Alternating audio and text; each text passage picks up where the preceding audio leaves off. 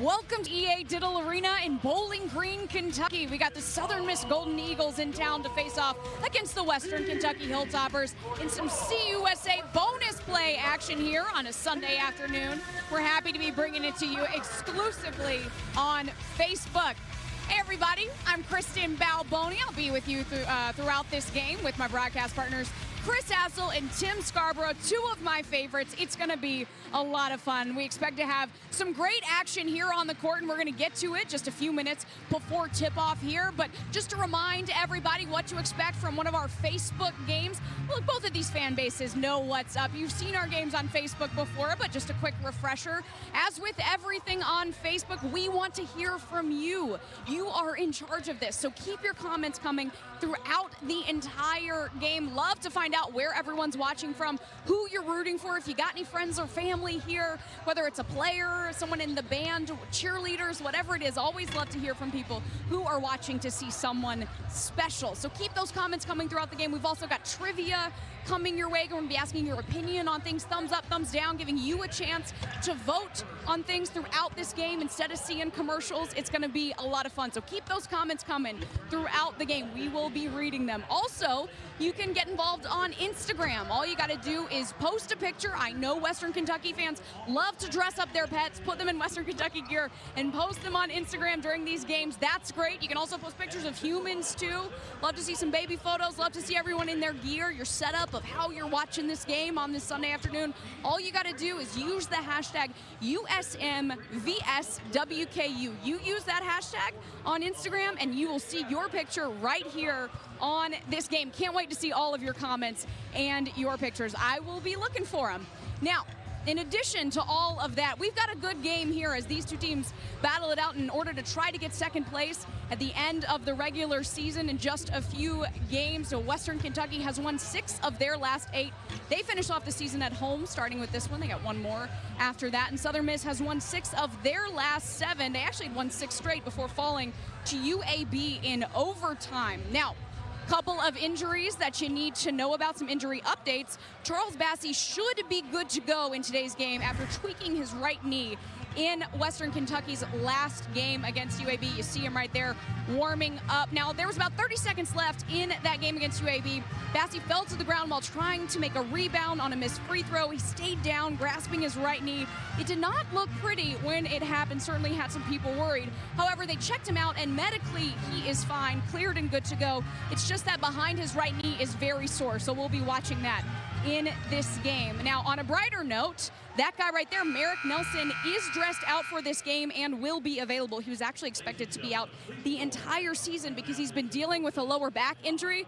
They are happy to have him back, even if it's just for a few minutes tonight. So we are close to tip-off. Can't wait to bring you this game, but right now we're going to listen in to our national anthem.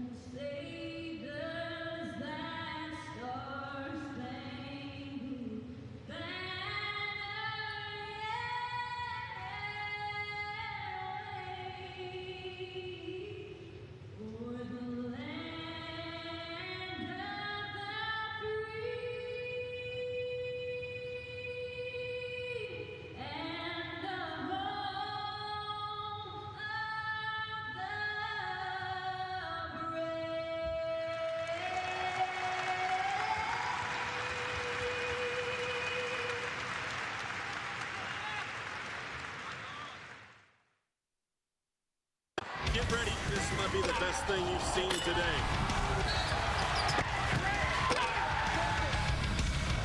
Tremendous playing the rest of the day. I can't believe what I just saw. We got a ball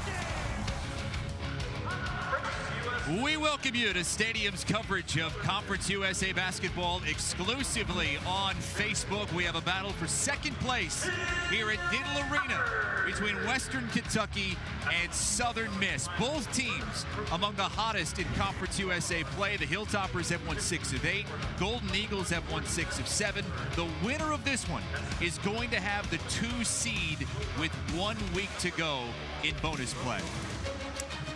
Welcome courtside with Tim Scarborough. I'm Chris Hassel. Kristen Balboni will be joining us each and every time out because we are commercial free here on Facebook. Tim, we've been in Conference USA all season long, and the first 2 weeks were not good for either one of these programs. They both started 1-3, but since then, they've been 2 of the best 3 teams in the conference. And you know, it's kind of a surprise, Chris. You wouldn't think Western would have gotten off to that rocky start. The team that was picked to win this conference, the team that every coach I talk to says is the most talented team in Conference USA, but yet they had that rocky start.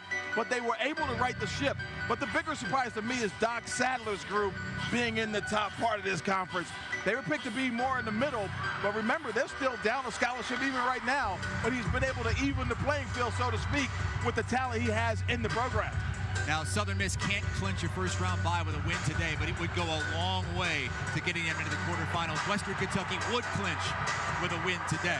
Let's take a look at players to watch, one from each side, beginning with Cortez Edwards. Leads the team in points, and he's top 10 in Conference USA in rebounds, assists, and steals. And he has been a dynamic player at both ends. The steals is the biggest thing because that creates offense instantly at the other end. But he shares the basketball, too. 100 assists coming into tonight's game. Impressive. And take a good long look at Charles Bassey. This could be one of his last games at Western Kentucky. Yeah, and with good reason. He's a great student, but he's a great basketball player and a better person. But when he gets the ball in the paint, he's good. Close, he's good. Mid-range, and he can even step out and knock down the 3 if you give him an opportunity. Whatever you do is going to be wrong because he has an array of skills that far exceeds the defense that's played against him. And Kristen Balboni mentioned it at the top. He did twist his knee late in the last game, but he is going to start tonight and give it a go. Taking a look at some other crucial players tonight. Let's begin with a man with 3 names for Southern Miss who really is their 3rd threat to score. Leonard Harper Baker has emerged lately in conference play, 60% from the field. But look at what he did versus Western the last time they played. 18 points, 15 rebounds. Monster stats by anybody's measure. If he could have that kind of productive day today, it could be good for Doc Sadler. And Lamonte Bearden, the only senior on this Western Kentucky team, and he is the X factor for the Tops. He is. Wasn't eligible first semester.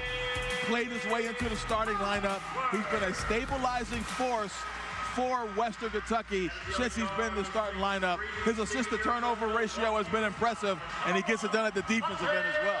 Well, it is spring break, so the students aren't here, but it is still quite loud before we tip it. Over to Kristen Balboni for final thoughts before tip. That's right, Chris. It is always loud here, and the fans always show up for both of these teams on Facebook. I am monitoring all the comments. We asked everyone to let us know who they're rooting for, where they're watching from. Toby says that he had surgery or else he'd be in his seat. Tammy is watching from Columbus, and we got a lot more coming. So remember, keep those Facebook comments coming. And also, you can post on Instagram using the hashtag USMVSWKU. Cannot wait to see all of your Instagram pictures, guys. Kristen, come on over here. Have a seat next to us for the rest of the game. We are ready to go. The starting lineups for Southern Miss and Western Kentucky. For Southern Miss, this is a team that does not have the length of Western Kentucky, and that really bothered them in the first half of the first meeting. It's going to be up to number 12, Tim Rowe, to try to balance out that lack of size against Charles Bassey, who's closing in on 7 feet. Tim Rowe is the one guy in the program that physically anyway, at 6'11" himself, that can kind of put a wall of defense against Bassey. But again, as we talked about, Bassey has so many different moves. The best thing to do is to limit his touches because he's so effective when he gets it. Western Kentucky won the first meeting between these two teams back on January the 24th, 66-63. They were up 13 at the half. Southern Miss roared back, made it tight in the end, and gained some momentum in the second half and some confidence as well heading into the second matchup as Western Kentucky wins the opening tip wearing the home whites. Our officials, Tom Eads, Gary Maxwell, and Craig Murley. And quickly inside to Bassi, hits the deck after the miss. A scramble for it, and Josh Anderson has it. Pretty good defensive first play from Tim Rowe. He let him catch it in too close, but he was able to offer some resistance, force a missed shot, but now a second chance opportunity. Davion Hollingsworth a little wide left, and Southern Miss with a couple forced misses on that opening possession for Western Kentucky. The Hilltoppers played a ton of zone against Southern Miss in that first game. And what that does is it keeps their shot blockers, Bassi and Tolu Smith, when he comes in, the bigs close to the basket when people try to get them involved in ball screen offense out on the perimeter.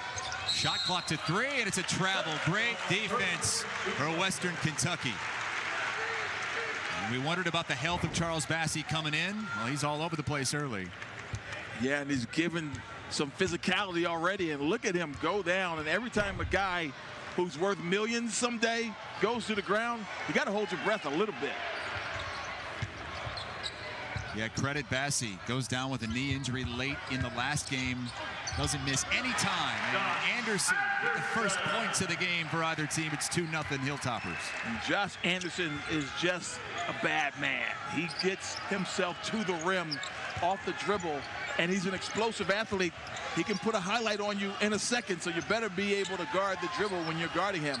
Not a great three-point shooter, so you got to give him a step away, give him a little cushion. Tyree Griffin again with a shot clock under 5.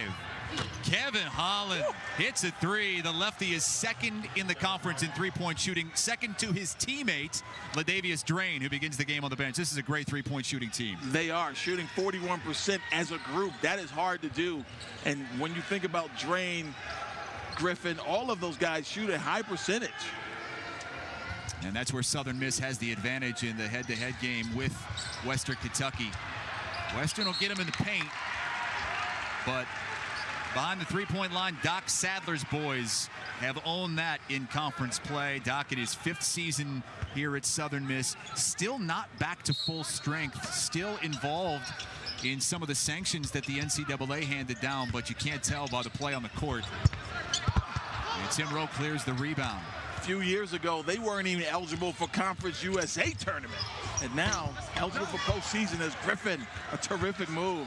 And that little guy is as good as it gets for a guy his size, being able to get to the rim. You would think he'd get his shot tossed into the seats most times, but he's got an array of floaters that gets the job done. Listed at 5'10". That's Kyler Murray height. Right. And he gets the job done, doesn't he? Baseball Yes, he and does. football. Griffin hands it off to Holland. Southern Miss with a 5-2 lead early. And that's an illegal screen set by Leonard Harper Baker. Rick Stansbury has had a very interesting season. You see him sitting on the stool a la Bob Huggins. He's not doing it because he's lazy. He's doing that because he had back surgery a couple of weeks ago. Had to miss 4 games. Yeah, he missed games, and Mark Shue, his assistant, second on the bench over there, was able to step in and kind of lead things. I talked to Mark before the game. I said, you know, have you stepped back to your regular duties? He's like, yeah, no, Rick's running things again. He's in there. He's mobile. And, you know, he's still in some pain, but at least he's, you know, he's back. Yeah, that's right. I talked to him earlier at shoot-around. He said all the pain from the back is gone now. It's just getting over the actual surgery of it. And this is his first home game back since returning. Guys, he's happy to be here. Just had a question on Facebook from Landon, who wanted to know if the Eagles win this game, who's in second place? Well, that would be Southern Miss. The Eagles would have the 2 seed for the time being with a week left to play. Now, Western Kentucky only has 1 more game to play in the regular season. That's Wednesday right here against UTSA. That'll be senior night. Southern Miss has a game at Old Dominion on Wednesday, and then home against UTSA to close out the regular season. And the importance of staying in the top 5, really the top 4, is huge. Obviously, you're locked in the top 5, but the top 4 get a bye in Conference USA tournament. That'll count. Josh Anderson, quite the athlete. Quite the athlete indeed. I would make the case that he's the best athlete in Conference USA. There's some people who might submit others, but take a look at how impressive he is gliding to the rim, and he is able to finish. Not all good athletes are good basketball players, but he is as skilled as they come for a guy as athletic as he is. And just finishing up your point, Tim, on being in the top 4, if Western Kentucky wins this game, they guarantee themselves a spot in the top 4 and a bye. Southern Miss has a little bit more work to do, but win this and they're sitting pretty. And they took a loss last week at home versus UAB in an overtime loss, a game that they led almost every second of the game except for the overtime period. Griffin knocks another one down. That loss snapped a 6-game winning streak. And almost a turnover, but Jared Savage able to save that in. Still plenty of time on the shot clock. Southern Miss with a 2-point lead here. 4 minutes gone by first half. Hollingsworth, smart, waited, and gets the ball, plus the foul.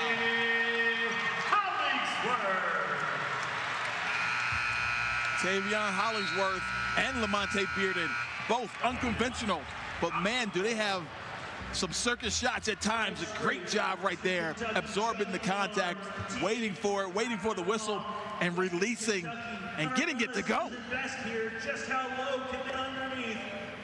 All right, it's a 3-person weave here with Kristen Balboni, Tim Scarborough. I have navigated through all the fans to get over here. I like sitting at the table with you guys. Kristen's running the point, though, right? Oh, absolutely. You're the 2. I'm the just post. during the breaks. I'm a wing. I'm a natural wing, Kristen. What do you have for us? Well, I've been reading all of the Facebook comments. Tons of people checking in. Danny is joining us from Huntsville, Alabama. Brock is watching from Wisconsin. Bentley's checking in from St. Louis. One of the things we love doing here during these breaks is getting involved, and we call it thumbs up, thumbs down. Now, Cortez Edwards is 4 steals away from tying the all-time record at Southern Miss for career steals. And he averages over 2 a game. He's had some 4-steal games, had some 5-steal games in conference. So what I want to know from everyone at home, and starting off with you guys, could he tie that record here today? Could he have a 4-steal game? Tim, what do you think? I'm going to say thumbs down. It's hard to get 4 steals. So hard. It is very hard, even for someone like him. Especially teams that take care of the basketball, which since Lamonte Bearden's been in, they take care of the ball. I don't expect him to get 4 steals. I say he might get 2 today, though. I just had to double-check the stats so far just to make sure he doesn't have any steals yet. He does not have one yet. He does not. Yeah. I'm going to stick with thumbs down on that. 4 steals in a game is a lot. I'm not saying you can't do it. He's done it, though, a couple of times this season, which is crazy. So I thought I'd throw it out there. We could possibly see history made, but Chris, I'm going thumbs down, too. All it's 3 so of us. hard. It's so hard. Yeah, it's really hard. But how cool would it be if he could break that record? I think by the end of the season, he is definitely going to get it. No Absolutely. question. Yeah. If he stays healthy, he's going to break that record. And got a lot of guys kind of moving up the charts for Southern Miss. Well, Edwards is going to become the only player in school history to be top 20 in scoring, top 15 in rebounds, and top 10 in assists. Wow. That's amazing. Tavion Hollingsworth to convert the 3-point play. So that's back-to-back old-fashioned 3-point plays for Western Kentucky. Josh Anderson had the first. And just to tag what you said about Edwards, in addition to all that, he rebounds the ball, too. 7 rebounds a game from the guard position. Remarkable player. That's number 10 in Conference USA play. Here's Tim Rowe, one-on-one with Bassi. Rowe got hit on the side of the head, no foul, and then he got a shot blocked. A little insult to injury. Anderson left his feet, got lucky. He threw it to himself, right? Wasn't that a self-pass? Yes, so. And now he's wide open for 3. Bassi had great position. He may be one of the youngest players in the country, but he's a grown man when he's in that paint. You let him get it in that close, it's over. He had 17 points and 15 rebounds the last time these two teams matched up. Leonard Harper Baker was patient there and scores 2. It's amazing how many birdies you can get when you throw a shot fake. Everybody flying over his head. Let him fly by. Easy shot. It's tweeting. Those good sound effects, Kristen. Yeah. Lamonte Bearden. Nobody put a hand in his face. And that's a difference right there. If they can knock down three-point shots, this team is not a huge three-point shooting team. They only make 5.8 a game, and most of that is from Savage. So when Bearden and Hollingsworth and company start making them, a bonus for Western. Now they make the fewest amount of threes per game of any team in Conference USA, but they do have a streak of over 1,000 consecutive games with a three. 1,006 straight games. One of the longest in NCAA history. Anderson walked. Isn't it amazing, Chris, what a difference traveling is from one level to the next? Because that was ticky-tack, in my opinion. He jab step. He might have picked up his foot quickly before he dribbled. But in the NBA, it's the exact opposite. They never call travel. It's like the pivot foot doesn't exist in the NBA. There is no pivot foot. And there's an unlimited amount of steps, I've determined. And whatever it takes to get to the rim. Hey, there's a splash. Another deep 2 from Tyree Griffin. Yeah, couldn't quite get behind that line, but he has found the mark early. That could be detrimental for the defense of Western Kentucky if he gets it going. 3 for 4 from the floor. Bearden, back-to-back threes. Where's this coming from? We're in an old-fashioned shootout. We talked about what's at stake. These good players, good players on good teams, find a way to turn their games up at the right moment. Western Kentucky has 4 trips where they've scored 3 points, 2 of them on conventional threes, the other 2 on old-fashioned three-point plays. Edwards nearly lost his footing. Drain off the mark. He's the top three-point shooter in Conference USA at 48%. Yeah, remarkable. He's knocked down 60 this year.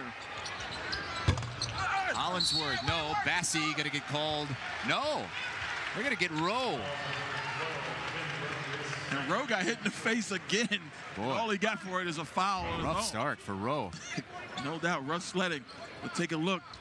If you're going to go under this screen and disrespect me, take that. 3, 1, 2, 3, right in your eye. But that's scouting report, though. I mean, that's not something he did. They're daring Lamonte Bearden to hit that shot. And right there he hit it.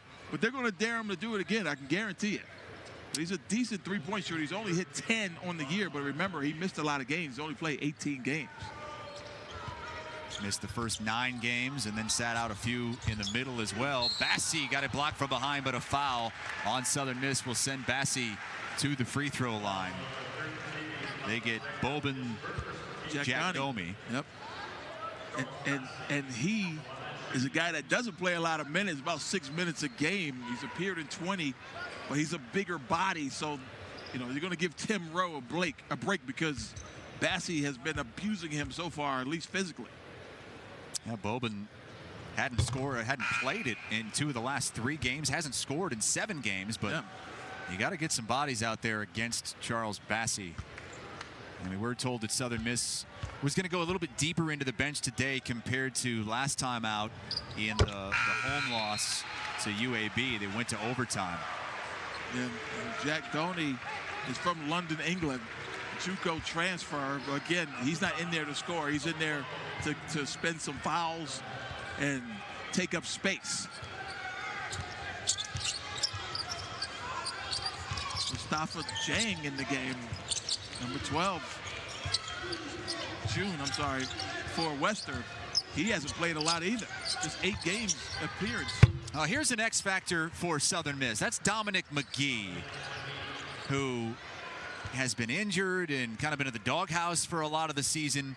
He can light it up in a hurry. A great scorer, a liability on defense. We were told he may see a lot more playing time in this one than he has of late. Yeah. Jake Homer, so both teams going into their bench a little early. Savage in and out on the 3 and the rebound. Domi, but it's a turnover. Hollingsworth! Oh, yes!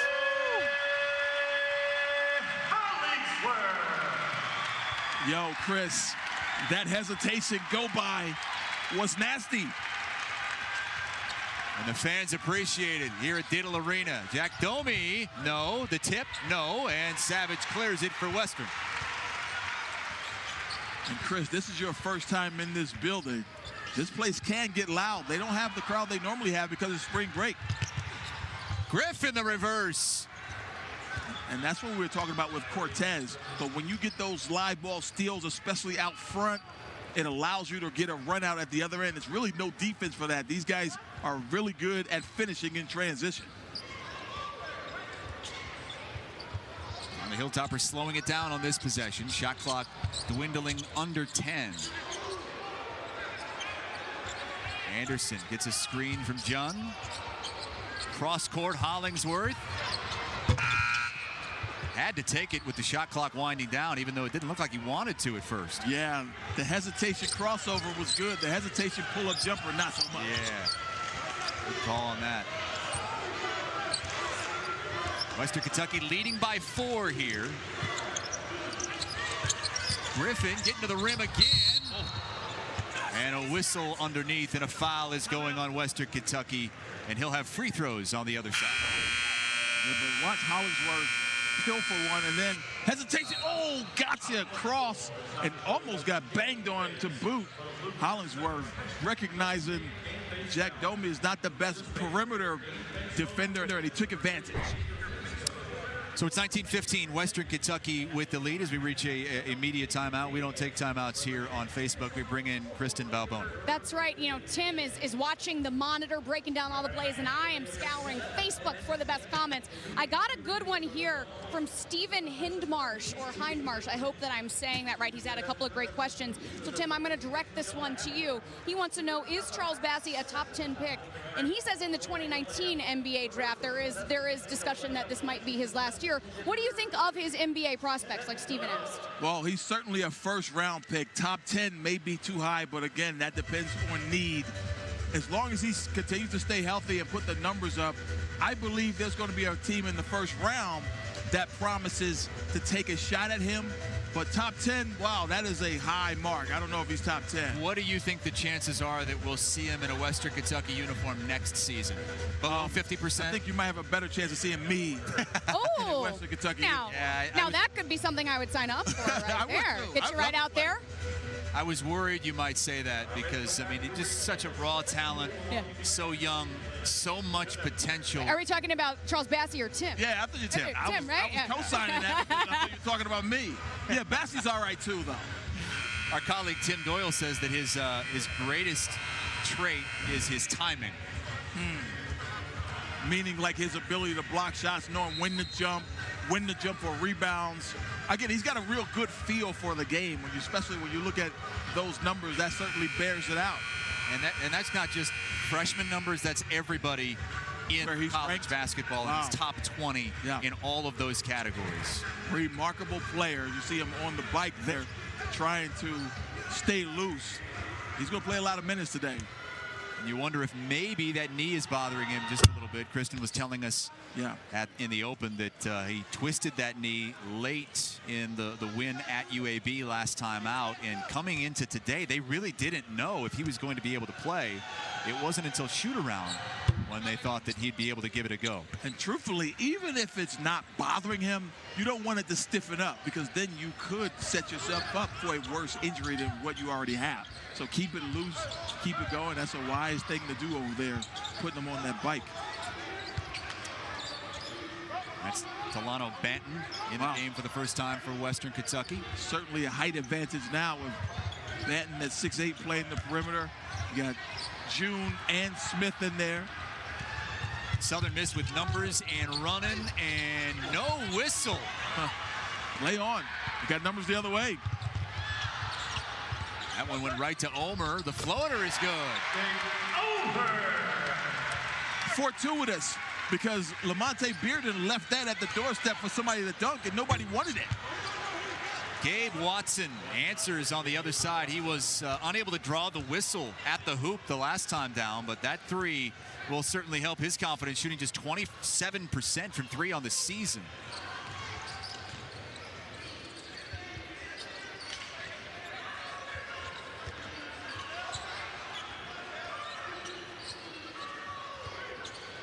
Bearden gets a screen. He'll try another three, and look that one right in. That is the third three in as many tries for Lamonte Bearden. Yeah, what's gotten into him, right?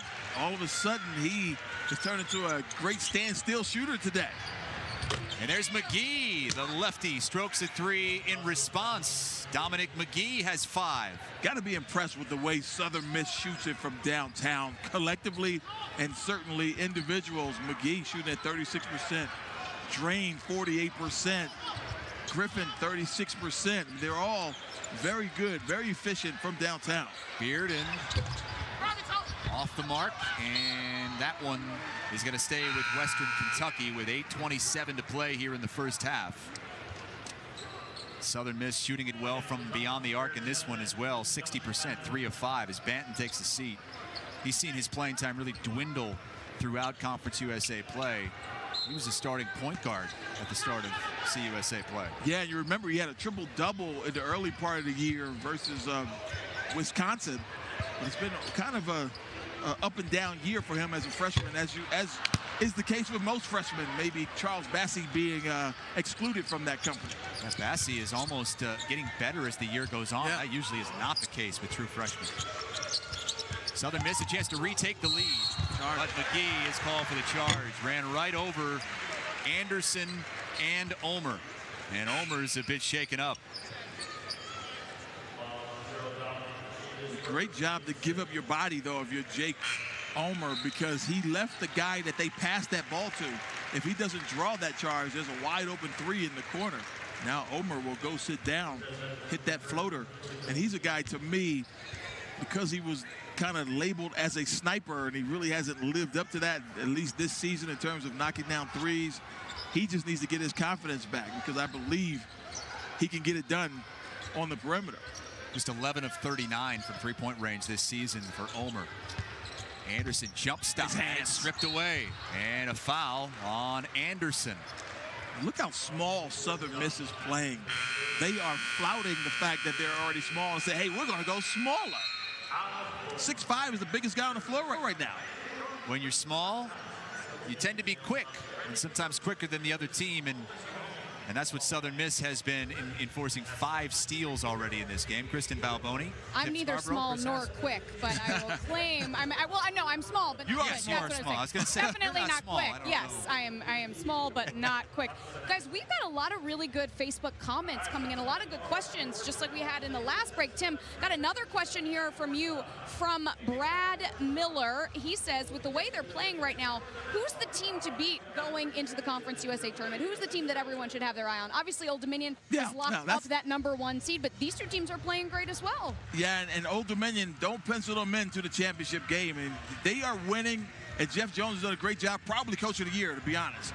But the reality is they've been winning games by the skin of their teeth, and at some point, that catches up to you. And I'm not saying that they're not going to win it, but if you're saying Old Dominion versus the field, I got to take the field at this point, because there are a lot of wild cards out there. Marshall could get hot. I kind of like this Southern Miss team in a conference tournament situation because of the way they play. And Western, we talked about how they're the most talented. Yeah, they were the preseason pick to win it all. They certainly could, I think, and as you said, the talent that this team has, this Western team has, is unrivaled. So and we saw what Southern did last season in the conference tournament, knocking off Middle Tennessee. Yeah, the #1 seed, top 25 team in the country. Yeah, I wouldn't want to see many of these teams in the conference tournament. Even a team like UAB, I mean, they play so well away from home, and they've really turned it on of late. Who knows? Marshall could finally put things together in Frisco. I mean, there are 6 or so teams that could win this. How about that backcourt at UTSA? Wallace and Jackson. Javon Jackson, absolutely. Both those guys, if they both get hot at the same time, UTSA is going to be a tough out as well. Well, Landon on Facebook thinks that Southern Miss is the team to beat. I'm going to guess he's a Golden Eagles fan. Although he's not wrong. They're playing well right now. They've won 6 of their last 7. That one loss came last time out in overtime. One thing I will say is that if you don't get a bye and you have to win 4 games, that is a long, hard road.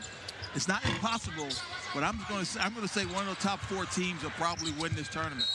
That's a travel. And Leonard Harper Baker was going to have an easy lay-in, but too many steps, at least in college basketball. Yeah, right.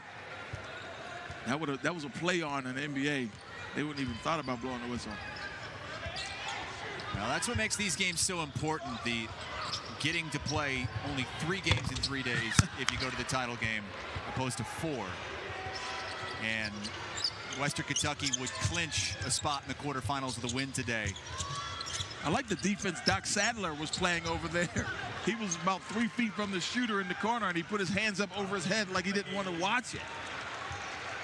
Well, he believes that this Dominic McGee is the most talented player on his team. Yeah. He only played 19 games this season. If he can keep playing like this, he's got 7 already. This makes this team even more dangerous going into the tournament. Anderson, boy, the seas just parted for him. They did, because they're so worried about Bassey. Did you notice when he caught that ball, how many people, I think he was 6 people guarded him before he gave that up. But as a result, it's hard to close out the guys who can drive like Anderson. Saw the comment there from somebody saying that Western Kentucky has proven they can make the tournament 3-1 against the Power 5. Well, they've proven they can beat teams that maybe are in the tournament. Yeah. But in order to get to the tournament, they're going to have to win their own tournament. Yeah, their path to the tournament is what they do in a week and a half down in Texas, plain and simple. There's not an at-large bid available for Western Kentucky, despite the fact that that is a great observation. They have proven that they can play with Power 5s, but the resume is not there. Well, Edwards just made a great play on the defensive side. He was fronting Charles Bassey, and Edwards at 6'2" gets up. Yeah, well, that's the help side. The pass was there, but you have to read the other guys too. And Griffin was cheating on that, and Hollingsworth didn't read it, and as a result, a turnover that leads to free throws here. And one more free throw coming for Cortez Edwards. You know, earlier this year, I don't know which broadcast, because they're all starting to blend at this point, but we talked about a thumbs up, thumbs down. Conference USA, would the winner of Conference USA have 5 losses? And I went thumbs up on that, because I thought everybody was going to eat each other up. Old Dominion is in first place sitting at 3. Everybody else has 5 or more. With 2 games left, Old Dominion has a chance to prove me wrong.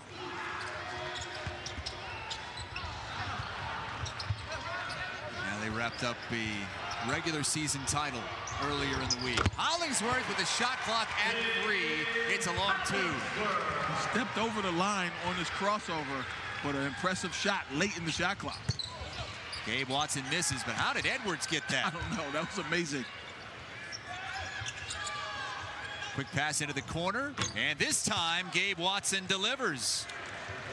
And if you haven't watched Southern Miss, one of the reasons why they shoot such a high percentage 3 is because they shoot a lot of open ones because the ball moves so well. That was a high percentage shot from the moment he caught it. Bassey, oh man. Look at that crowd. Looked like a swarm of bumblebees around number 23. That's great. They got the colors and everything, right? Take a look at the crossover late in the shot clock. 3 on the shot clock when he let that go. Another splash for Tavion. Hollingsworth has 7. And he has it right now on the right wing. Woo. Bassey is punishing people in that post right now. They are letting them play. He's working on Leonard Harper-Baker right now in this zone. Shot clock to 1. Anderson didn't get it. Smoked that lay-in. Sure did. He was right there, and there was no resistance because there are no shot blockers on the floor for Southern Miss. Now Southern Miss is leading this game because of what they've done behind the arc. 4 of 6 from 3-point range. You see, even when they get it inside, it's not a guaranteed bucket because of the length that Western Kentucky has. But you know, at the prior possession, take a look at Edwards working that baseline and Bassey and Anderson patrolling the paint, making it difficult. You may be able to catch it back there, but getting that shot off uncontested, that's not going to happen. Yeah, this is Block City, Kentucky, averaging 5 blocks a game. That's top 15 in the NCAA. Hollingsworth at the free throw line as Southern Miss picked up its 7th team foul here in the first half.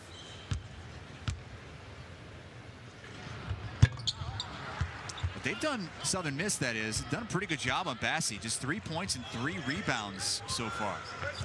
Well, they've made it difficult to get it in there, and that's what I was saying they would have to do. Don't let him catch it in the paint, because when he does, he's deadly. Edwards, wow. That's offensive, that's goaltending, by the way. It was going in anyway, but it was goaltending. And we reach a under 4 timeout with Southern Miss on top, 31-29. Kristen Balboni, the 3rd member of our crew, running us through. You called for it, Kristen. I mean, I called for the pets. I know. You knew Western Kentucky had its fair share of pets. Loves pets in their gear, and I love to see it. So we got Holden posting on Instagram using that hashtag. You see it right there, USMVSWKU. If you want to see your pet or your human or whatever it is on this broadcast, that's all you got to do is use that first hashtag there on Holden's picture. He says Sherman is all in for a topper win. Sherman, great name for a dog, I got to say. And then Chelsea, oh my goodness, what a cutie right there. Little cheerleading outfit, Hilltopper pride. Absolutely love that. I like a game face hashtag too. Keep those, yeah. I think we're setting ourselves up for failure trying to go after pets and little kids. Oh, that's a tough act to follow. They're the cutest. Yeah, this is going to be the highlight, no doubt about it, right there. But Tim, I need to get, so you're a Philly guy, Tim, and there is a legend over on the bench, of course, for Southern Miss. Now, Southern Miss fans know this, one of the best players in Southern Miss history, Clarence Weatherspoon, and also a Philly guy, played with the 76ers, so he is the only person to have his jersey retired. The number 35 jersey is retired for Southern Miss.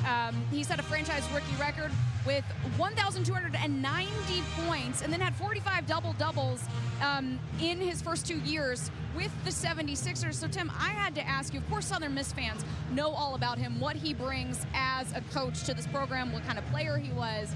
But you got to remember him with the 76ers, right? I do. He played right before Iverson, I believe. He had the ugly Sixers jerseys where they had the stars and stripes across the front. And but despite the ugly uniform, Spoon was one of my favorite players when he came out of Southern Miss to the 76ers, when I still kind of watched the NBA, because I loved the NBA back then, because I felt like they played defense. They don't anymore. That's another story. But again, Spoon was a terrific pick for the Sixers. A lot of people didn't want him because they didn't know who he was. Right. But once he got into Philadelphia, he made a name for himself. And it's always cool to see guys like that, you know, being able to interact with guys that you admired they were players. And his son, Clay, is on the team, a freshman for Southern Miss. Bassey, 3rd chance. And that's the chance you take. They're going to shoot it till they make it once it gets up on the rim. It's a buffet on the boards right there. Tied at 31. And again, working against that zone, Bassey with his 3rd block of the game. And the steal, but out of bounds. It'll stay with Southern Miss. Lamonte Bearden could not corral. You know, it's the right basketball play, but it may not be the right basketball play with Bassey hanging around that rim. But take a look at this end. It's shoot till you make it. And then on the other end, you know, you got that guy cutting the baseline, but again, you have to get somebody to shield off Bassey, because if he's lurking, he's probably going to get a piece of that ball. He's now over 70 blocks on the season. Another 3 from McGee. Man. He's 4 for 4 from the floor. 10 points, 3 rebounds, and an assist. This is a dude that was averaging 7 and 3 coming in, and only played in 19 games. Yeah, but we know what he could do from prior years, and certainly as a redshirt senior transfer from Grand Canyon. But certainly they know what he can do in practice. Doc, as you said, thinks he's one of his best players, if not his best player. You see the strong rebound from him as well. He's feeling it right now. Wise decision not to go up with that by Cortez Edwards is just an exercise in futility right now. Well, they're 5 of 7 from 3-point range. They are one of the best shooting teams in the country and leading Conference USA in all those, including assists. Yeah, the assist numbers are very impressive from their backcourt in particular. Oh, McGee, great dish. Oh, and a block from behind by Savage. 5 on the shot clock. Drain off the dribble. Yes, and the foul. And I didn't get my invitation to this block party, but I'm happy to be here. But off the dribble, Drain was able to get that ball up on the glass and in because of his ability to shoot the three. They had to close out hard on him, able to put it on the deck and finish in traffic. Well, Western Kentucky led by as many as 6 earlier in this first half. Down by 5, the crowd is quiet, coming up on 2 minutes to play in the half. Savage pump fake.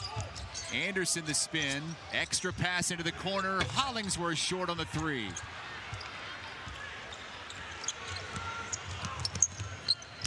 Griffin's just a jitterbug. McGee left open. First miss of the game. 4 for 5, but he followed his shot and then lost it on the way up.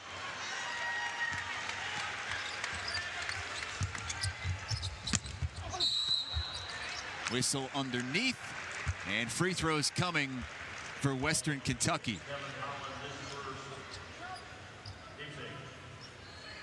You see why Southern Miss would be so frustrating to play, especially if you're a team that has a lot more size. It's just an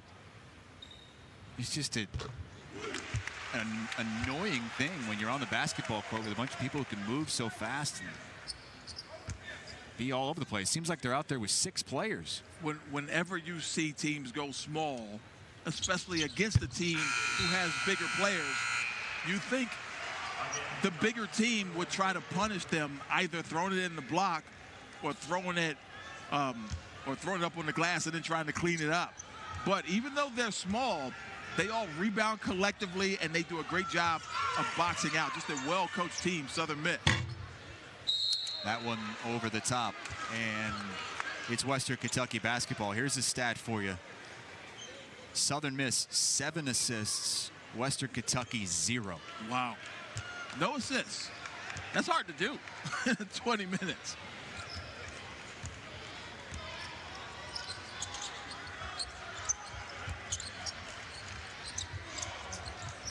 Bassey got it poked away, a denial. And another turnover. It's number 7 of the first half. McGee, cross court, Drain. Oh, that was a high arcer and short. Anderson to Bassey. Nice little drop off by Anderson, and Bassey with a beautiful finish. And a timeout. Southern Miss, the timeout you can't take to the second half with 52 seconds to go. In transition is where this team is electric because they have slashers and dashers to the rim. Great job by Bassey. Again, another thing about him, he runs the floor as well as anybody. Hey, you can have exclusive access to the best matchup stories and features when you subscribe to Stadium Plus. Gain access to 500 premium events, including college football, college basketball, and college baseball. Or go to watchstadium.com/stadium-plus. Or just Google it. That's probably the easiest thing to do. Stadium Plus. Click on the link, learn how to subscribe.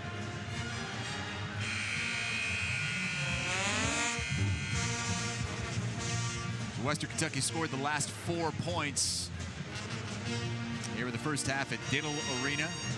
They were expecting one of the smaller crowds of the season because it is spring break, it is a Sunday, but the Big Red's always going to be here. Yeah, there's Kristen Gualboni's guy, Western Kentucky's finest, Big Red. I think they're about the same height too. We had a game earlier, and Kristen said she would be great in that uniform. I think she would be. Yeah, I think I'm made for it. I think I should have been a mascot. We can call you Big Balboni. Whoa. Yeah, that probably wouldn't work. There's a 3, and another make. 6 of 10 from three-point range for Southern Miss. Scintillating shooting, and they couldn't have picked a better time. I mean, you knew they were going to be giving up 2s, but if you're making 3s at the other end, I'm no mathematician, but that bodes well in your favor. Tyree Griffin leads all scorers now with 13. He's 5 of 6 from the floor. He also has 3 assists. I don't know if many teams in the country have better guard play than this Southern Miss ball club led by Doc Sadler. Yeah, again, you can't underestimate the job he's done, especially based on, don't even have a full slate of scholarships. They lead the conference in field goal percentage, three-point percentage, and assists, and they are one-upping it today. Yeah, 60% from three. Can I interest you in that? Wow.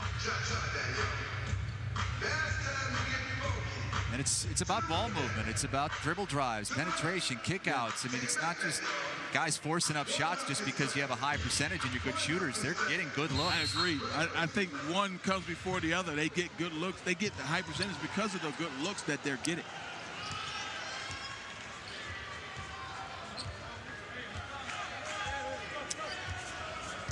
Shot clock is off. 20 seconds to go here in the first half. Western Kentucky trying to salvage a little bit of momentum going into halftime. Bearden 3 for 3 from three-point range in the first half. Got him.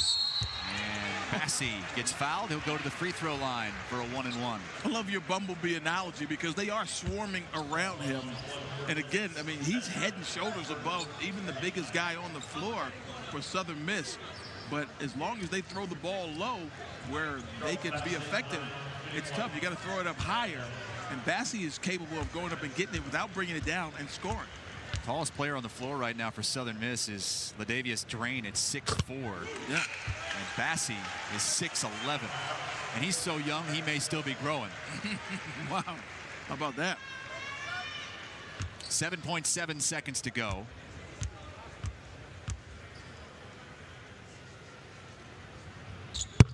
And on top of everything, he's a good free throw shooter, 77%. Don't often see that with tall, young guys. See if they can get a good shot here with 7.7. Fans trying to urge on a stop. Griffin gets fouled, but plenty of fouls to give. Yeah, giveaway right there. Wise. He got it while it was low, so he couldn't get him in the act of shooting. By the way, Merrick Nelson, number 14, is in the game for the first time since January the 17th. They thought he was going to be out for the season with a back injury. Dressed him in this game, and he is out there playing. 2.9 left. A fadeaway is short. And that is how we end the first half. Kristen Balboni will be speaking with Doc Sadler momentarily. Pretty efficient half for both teams, though. Southern Miss played the way they needed to play in terms of shooting on the offensive end. They'll have to figure out a way to continue to limit the touches of Bassey. They're in great shape on the road, up by 2. Shooting 54% from the floor, 60%, 6 of 10 from three-point range. Wow. And they're 15-4 when leading at the half. Kristen is with Doc Sadler. Coach, your team has been getting some great looks. You're 6 of 10 from three-point land in the first half. What did you see from your guys on offense here? Well, we're awful small, and so if we're going to have to spread them out and get some penetration and kicks, but this score is way too high for us. We got to do a much better job on the defensive end because you're not going to continue to go 6 for 10. So we got to get a lot of stuff corrected on this other end. What is some of the stuff that you want to correct? We got to keep them out of the lane. They're not going to make jump shots to beat us, and we're letting them get to the basket, and they're 4 out of 37 points. We can't give up 37 points. All right, Coach, thank you so much for the time. Guys, back to you. Kristen, thank you. You saw that note, 6-6 on the road. This is actually Southern Miss's first road game in over a month. Wow. 39-37, Southern Miss leads at the half. We're going to be back here from Diddle Arena for a bunch of halftime entertainment in just a little bit, but we want to send it back to our Conference USA studios and Maddie Morris. Yeah, you might think you know the whole story, but you have no idea. Tune in April the 11th on Stadium for the premiere of Pooh. Stadium, welcome to the game, and welcome back courtside here at EA Diddle Arena. 39-37, Southern Miss leading Western Kentucky. Tim, you're familiar with Pooh. You have a nephew with that nickname. Wait, do you really? You're killing me. I really do. John Pooh Scarborough, and he played with Omar Thomas, the director of basketball operations for Southern Miss. Oh. Small world. Back to Southern Small Miss, basketball world. Does he go P-O-O-H with the H on the end?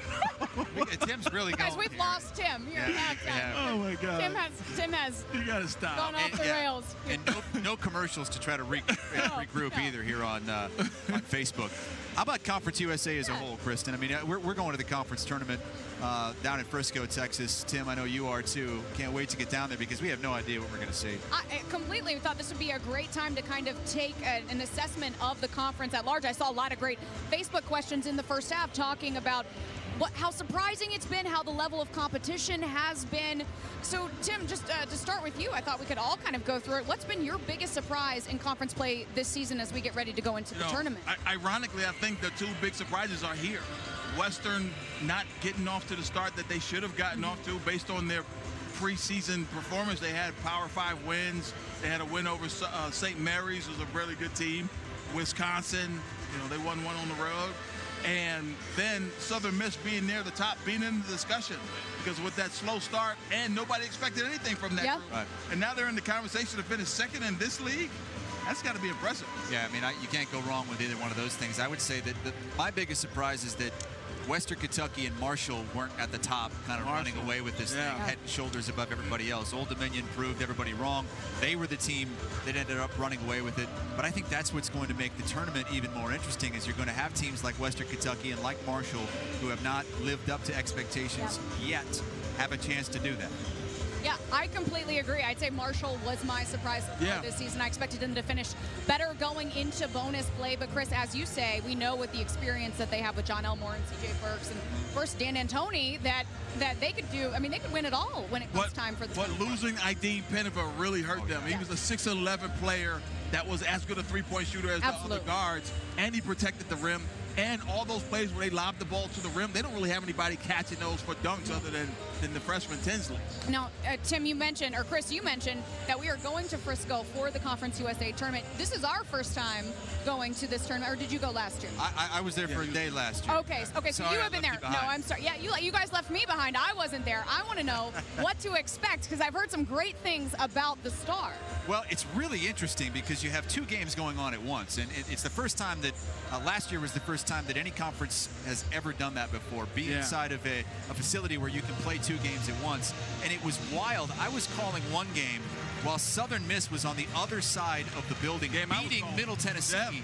And all of a sudden, everybody on our side started walking over to the other side and seeing what was going on over there. Because like golf, when you start to hear it, someone down at hole 16. It really was like that. You start hearing the cheers from your side, you know something incredible is going on at the other end, and you were on the call for that game. Yeah, and it was amazing because Middle had just lost to Marshall.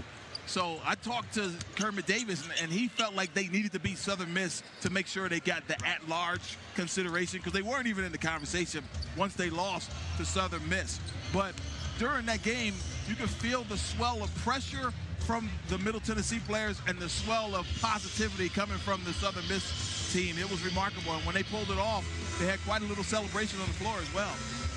And we'll be, of course, doing some of those games for you. I know the three of us will be down there. Tim Doyle will join us. Noah Kozlov will join us down there as well. And I'm sure a few others from our stadium stable. But that thing all gets going in a little over a week from Thursday, I believe. Look around Conference USA right now. FIU knocked off Louisiana Tech. Charlotte picking up a victory over UTEP. That Rice score is very surprising. I almost thought it was a typo at first, but Rice has been known to play well at home. They've been competitive, yes. 35-22 lead over Middle Tennessee. UAB losing on the road at UTSA. And coming up a little bit later, Marshall and North Texas. In the first half, leading scorer, Tyree Griffin with 13 points. Yeah, he was great, and he did it a few ways, but he did knock down a three. But his ability to go off the dribble right there, that was a long two. And then getting himself out in transition off of steals. 13 points, 3 assists in that first half, coming off 20 points and 10 assists last week. So he's been really playing well. Then at the other side, Charles Bassey has been a dominant force when he's been able to get his hands on the ball offensively. And defensively, he's just been patrolling the paint. Southern Miss elected to go small, and it was detrimental at times because the 6'11" giant from Nigeria has been dominant when he's gotten the ball in close. 9 points, 5 rebounds, 3 blocks, and he has now moved into the top 5 in single season history for most blocks. Over 70 now, 71 blocks for Charles Bassey. Wow. 2 a game in Conference USA play, 2.3 a game. Still 20 minutes to go as we get to start the second half. The winner of this game will hold on to the 2 seed going into the final week of play in Conference USA. If Western wins it, they will clinch a first-round bye. And I believe Western only has 1 game left after this, and Southern Miss has 2 games. So Southern's playing today on Sunday, then Wednesday, and then Saturday. So they're going to play 3 games in about 6 days, which you mentioned they hadn't been on the road for a lot of the time either. So now all of a sudden they've been resting and been at home and having a lot of days in between games. Now they're squeezing a whole bunch in at the end. Not a very favorable schedule for Doc Sadler's team, but they'll try to make the most of it. Until today, they had only played 1 game in the last 14 days. That was home against UAB. Yeah. They had to bus up here from Hattiesburg, Mississippi to Bowling Green, Kentucky, because the flights are just not easy. They were going to have to fly from New Orleans to Dallas and then to Nashville and bus up for there. So they bust up on Friday. They've been here a couple of nights. They'll stay another night here and then bus down to Nashville before flying through Atlanta to Norfolk for their next game. It's not easy in Conference USA. And they couldn't start booking it until February 17th when they knew where they were going to go, because remember, Conference USA is playing in bonus play, which is something unique to Conference USA and really unique to the country. No one's ever really done it. So they're kind of the guinea pigs, if you will. And you know, the logistical nightmare is one thing, and then the scheduling. Oh, nice hands. And then, you know, the other thing, Chris, about it is based on how it's played out, there's been teams that have had to go to the same place twice. For example, UAB had to go visit Southern Miss twice. Western has had to go play at Old Dominion twice. So it just kind of worked out that way. There's something, in my opinion, that the conference could control next year, because remember, they made their last 4-game schedule. To me, instead of making it a hard 1 plays 2, 2 plays 3, or whatever they did, they should just cherry pick the games and make sure the matchups favor everyone. In other words, the same team shouldn't have to go on the road to play the exact same team twice in the same season. And those were 2 games, I think you talk to anybody in Western Kentucky's camp, they'd say, well, we should have gotten at least one of those, probably both. I mean, the first one for sure, right? First game they were nothing. Yeah, I was on the call. They were up 21-0 and blew that lead. And then just several days ago, a weekend ago. The way basketball is played now is just a 30-second shot clock, not a 35 anymore. Teams play fast. He traveled there. 21-point leads aren't safe. It's true. And think about Old Dominion was also in another statistical anomaly game versus UTSA. They were up 18 with 3:44 to play and lost that game in regulation. That happened in Conference USA, and we all know about what Duke did to Louisville right here in the state of Kentucky. Down 23 in the second half, it came back and won. Well, Tim Rowe's going to try to take it in on Bassey, and Bassey's just not having any of that. That's block number 4 for Charles Bassey. And again, we talked about leagues that Western Kentucky in particular has contributed to losing. 21 at Old Dominion, 15 at Marshall. FIU, they led by 16 here. And La Tech, I mean, all of those games were losses where they led by double figures. Remarkable. Now Rowe turns it over. Kind of surprised they keep trying to go back to that well when Charles Bassey is in there clogging everything up. Hollingsworth leans in, missed it. Here come the Golden Eagles screaming up the court. Did you notice Charles Bassey able to push that ball in transition at 6'11", and a nice move again. Tyree Griffin getting himself to the rim. And he's got 15 now to lead all scorers, and Southern Miss back on top by 2. That little guy has an amazing ticker. A lot of heart. And a deep 2 from Josh Anderson. And here comes Southern Miss once again. Griffin hesitated, kept that dribble, and somehow got it to his teammate, Kevin Holland. And Holland got it poked. Man, It's been a choppy possession, but somehow they still have it in their hands. Shot clock to 8. Holland to 3. He got it. This team shares that ball, and as a result, they're going to win a lot more games before this season's over. They are tough. Anderson got the rebound and was fouled. But Southern Miss is up 5 thanks to its three-point shooting. 7 of 12 from beyond the arc. Scintillating, but first, take a look at Griffin splitting the double. Got a little bit of a moving screen to help, and then that dribble handoff, and Holland able to come up and splash it down from downtown. That was assist number 4 for Griffin to go along with his 15 points. The 8th consecutive game that Southern Miss has led going into halftime.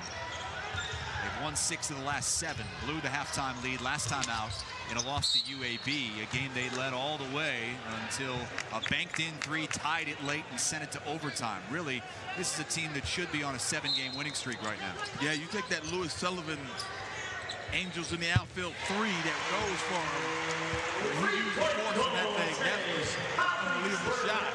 And they had to have it.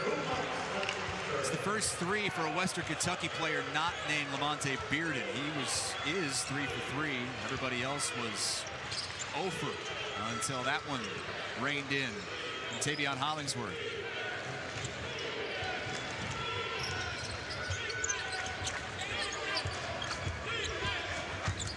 Griffin in on Bearden. Oh, how did he get that to go off glass? Even he doesn't know. Threw his hands up. My goodness. He had no window to get that shot up, but he still got it up and in. Amazing. Had no window and somehow found the window. As Jared Savage answers on the other end. Jared Savage is just a cool, calm, and collected individual. Ultra confidence in his 3. He knows it's going to fall eventually. Keep shooting the young fella.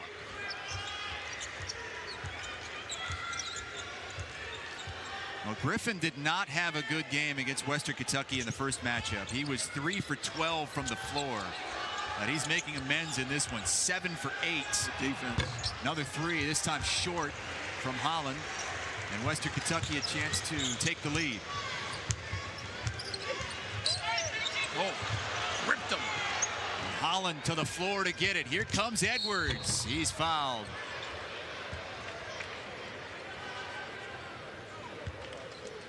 Southern Miss with a 1-point lead, 15-21 to play here in the game. And boy, this Griffin, he's got a motor on him, doesn't he? And he's fearless. I mean, he's giving up so many inches in the paint, but he has an array of moves, and he finds a way to give it a little kiss off the glass.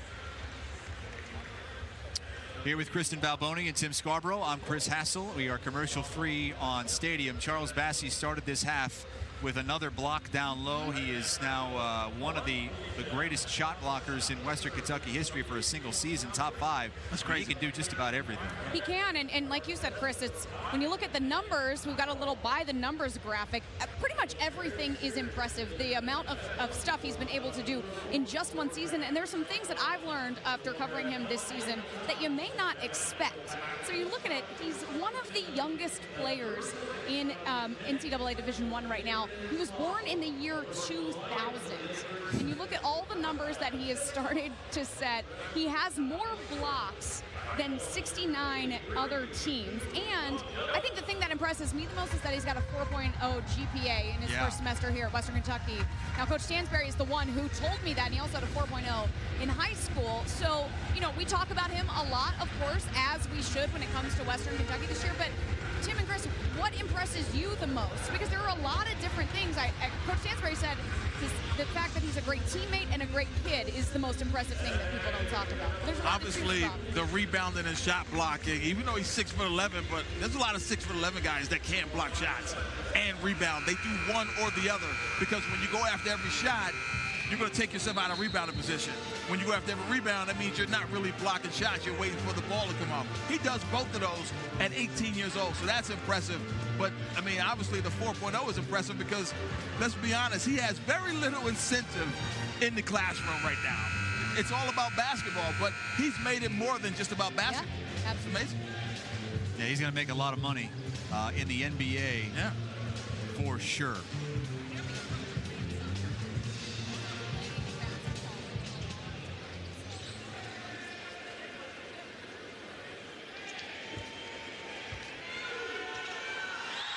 So Cortez Edwards has a couple free throws. The first one is short. 72% on the season. Makes good on the second.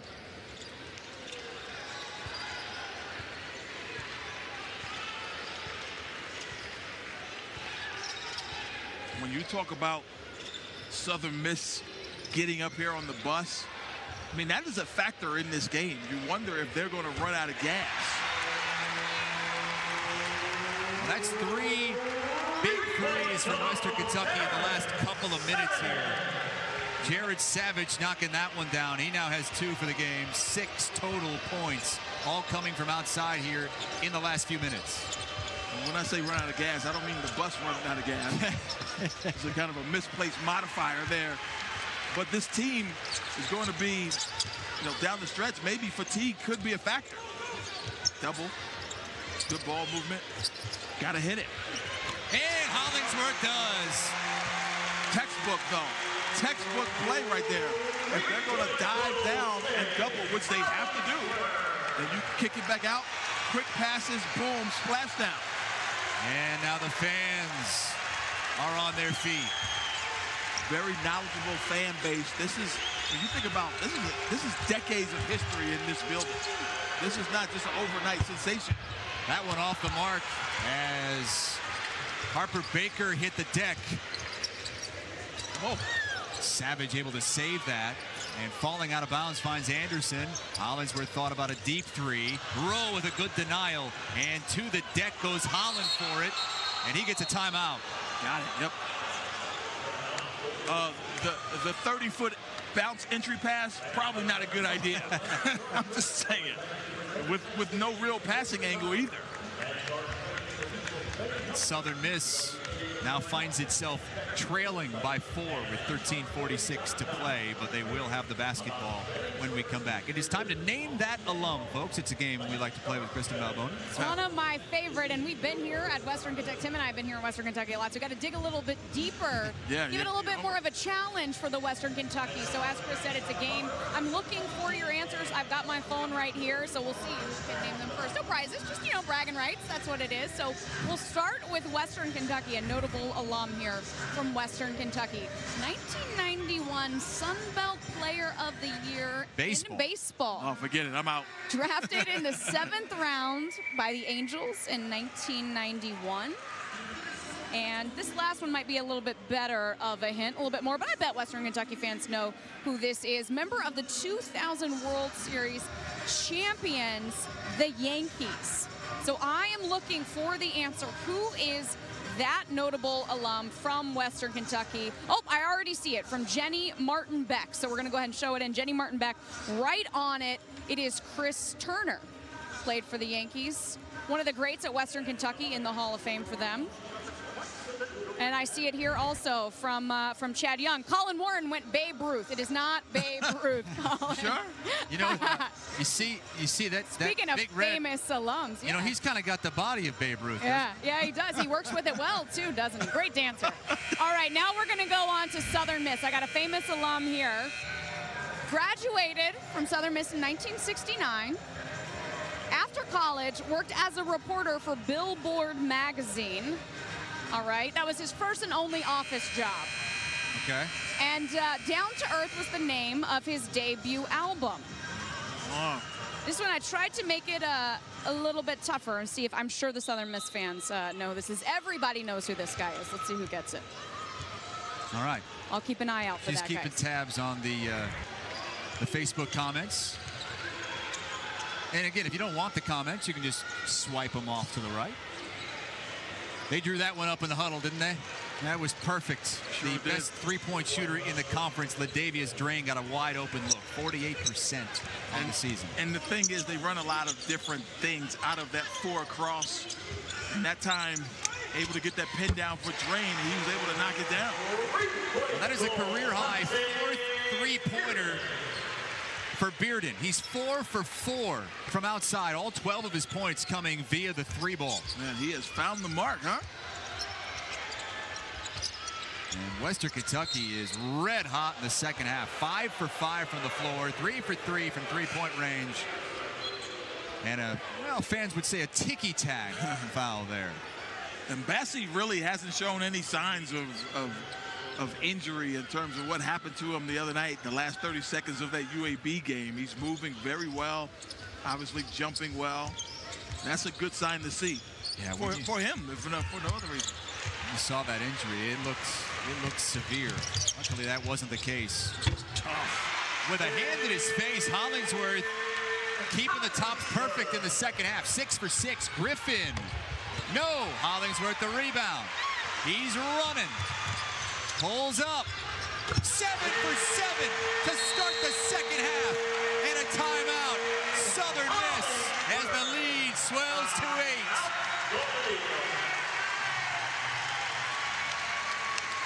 This is the Western Kentucky that we saw a little bit of last year. When they get out in transition, they start creating things from the defensive end, and then they start dancing around because they love what they're seeing. Look at that reaction, and this crowd loves it as well. And they know they can't win the regular season title. Old Dominion already cinched that up earlier on in the week, but they are playing for a first-round bye in second place in Conference USA, and really more importantly, trying to reach their potential heading into the conference tournament. That's all that matters at this point. And I love the energy of this crowd here. I think they were a little worried because it is spring break, how it was going to feel, how it was going to look like, but it's 5,400 people here, and they're into it, as they always are. Got a fun one here. I'm very impressed. My first time at Diddle Arena. Yeah. Now, guys, I want to say, as soon as we got back into game action, the answer started pouring in for the name, that alum, the answer from Southern Miss. Rob Davis was the first to get it. It is Jimmy Buffett, which I didn't know he went to Southern Miss. And he started to come in. Jamie Bush went Buffett, Jimmy, which made me laugh out loud. But it was Jimmy Buffett. Great job from everybody on getting both of those alums very quickly. I'm told that we also have some Instagram pictures. Remember, all you got to do is use that hashtag USMVSWKU. Winston the English Setter. I know Winston the English Setter. It's a staple here on these games. March is finally here, and in Kentucky, that means only one thing: March Madness. Winston and Ivy. I told you, Chris, Western Kentucky fans love to dress up their adorable dogs in gear. Oh my gosh. My word. I was not expecting this. Burry Smith. What is it? That's a pig. That's an old potbelly. That is a pig. Wow. That is a pig living his best life. Yeah, that's an indoor pig. Right now. That's an indoor pig. That is an indoor, well-fed pig. That might be my favorite Instagram picture I've seen all season. Cozying up to the fireplace. I would love to be cozied up to a fire. That Not sure where that came from, but when we walked in today, a little bit of snow out there. Man. Tavion Hollingsworth, 18 points. Western Kentucky, 5 for 5 from 3 to start the second half on a 13-3 run over the last 3 minutes. Mustafa June, number 12, back into the game. Now another turnover. Here comes Bearden. Oh, got it blocked. Leonard Harper Baker says, no thanks. He said, how dare you challenge me? Take a look. And Bearden was measuring that like he was surely going to punch it. And Leonard Harper said, nope. First three-point miss of the second half for Western Kentucky.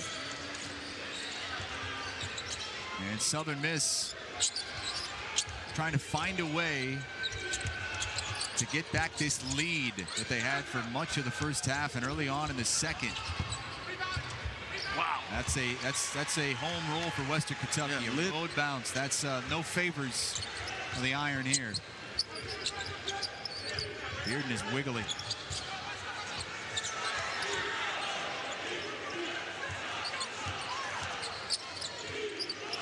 See, now they can play the post a little different with Jun out there because he's not the scorer that Bassey is. Bearden finally misses from three-point range. He was 4 for 4 before that shot.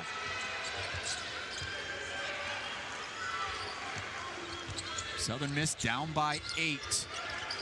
They led by 5 earlier on in the second half. Drain misfiring on the 3.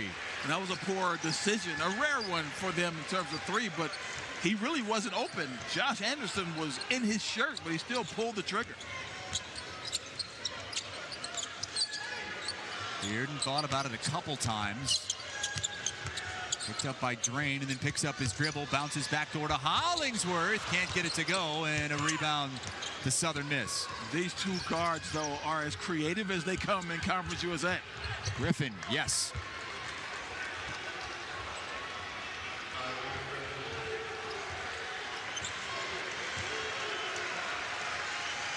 Western Kentucky won the only previous meeting between these two teams back in late January by 3 points at Southern Miss.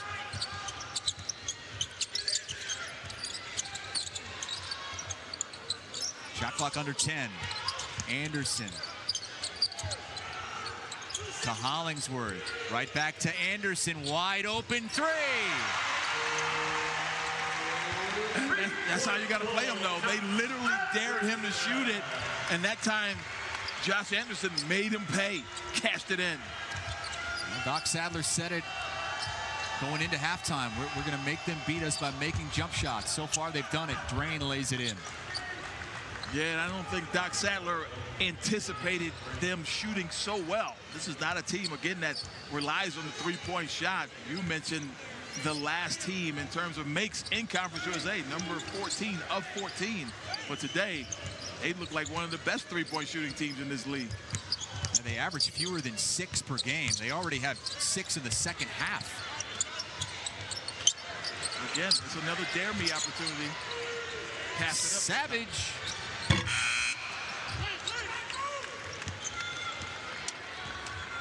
Nine minutes to go. A little hesitation and take, and Griffin is so fast. He's amazing. He's absolutely amazing. Able to get to the rim at will. Bearden kind of had it poked away as he went up with it and never had a chance. Southern Miss gets it and gets fouled. And this guy sees the slightest lane, and then the acceleration, the hesitation, the blow by right at the rim. And amazing how high he can get up at 5'11", generously able to get all the way to the rim and finish in traffic unabashed. Well, he's got 21 to lead all scorers, does Tyree Griffin. He's actually playing his way into some postseason honors the way he's been playing here late in the season. Well, he's known for his assists, top 10 in the country in assists per game, averaging close to 7 per game. Already has 6 to go along with those 21 points. Baseline again. Oh, great pass out to Drain. Oh, my. Man.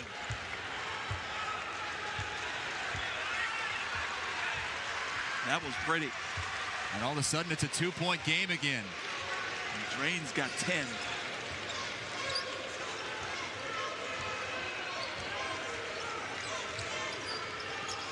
Entertaining game here at Diddle Arena. Second to last home game of the season for Western Kentucky. Second to last regular season game of the season for the Tops. Anderson gets bumped.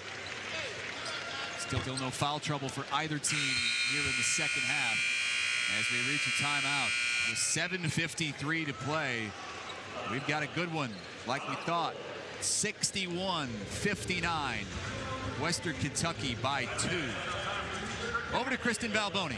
Well, you guys know I've been here at Western Kentucky quite a bit, and we all know how much I love Big Red. I've made no secret about it. He is one of my favorite, and now I don't know if everybody gets a chance to watch during pregame, during all the breaks. You have some of the best dance moves I've ever seen. I've made no secret about the fact that I wish I could be a mascot, but unfortunately my dancing skills are not up to yours. I'm hoping, can you teach me a couple of moves? You do a lot of stuff where you use the hips a lot. So, okay, what do we got? First up, let's go. Oh, he uses the head, too. Well, this is as far as I can go. I can't do the full head. I'm out already. All right, let's see if I can do better on the second. What? Okay, maybe a little bit better, Kristen, but not as good. Kristen, you're pretty good at this.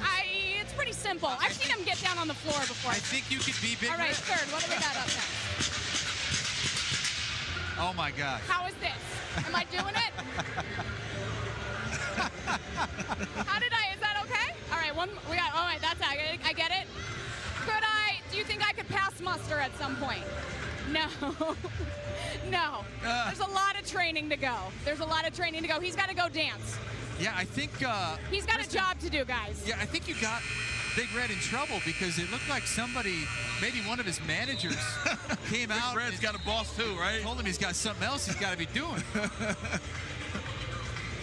Two great individual performances in this game, one from each team. Tyree Griffin has 21 points, 9 of 12 from the floor, and 7 assists.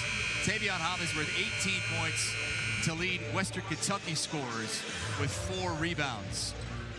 And let's not forget what Bearden has done as well.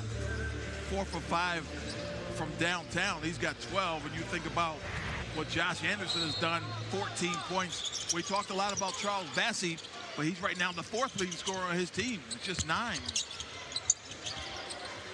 Well, Jake Omer's in the game. Number 21 with the basketball.